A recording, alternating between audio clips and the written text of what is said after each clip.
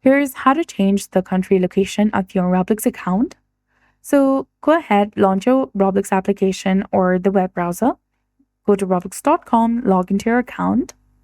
Now select the gear icon in the top right corner of your screen and then select Help and Safety. Now go to Help Center, select Contact Us option. This will take you to the contact form, or you can directly go to roblox.com/support. Here in this support form, you can request the location change. This is the only way to change it manually.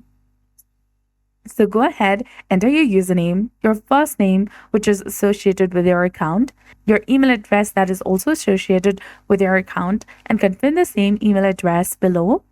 After that, select the device that you're having problem on. Then select the help category.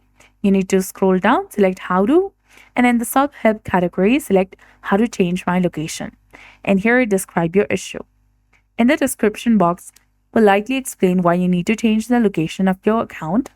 For example, indicate if you were using a VPN and that's why you have a location problem. And then tap and continue from the bottom. You may need to verify that you're a human by completing a CAPTCHA and confirm your username by answering yes. Indicate the region that Roblox currently shows, and the conversation will end. Check your email as Roblox will respond or change your location in few days without further questions.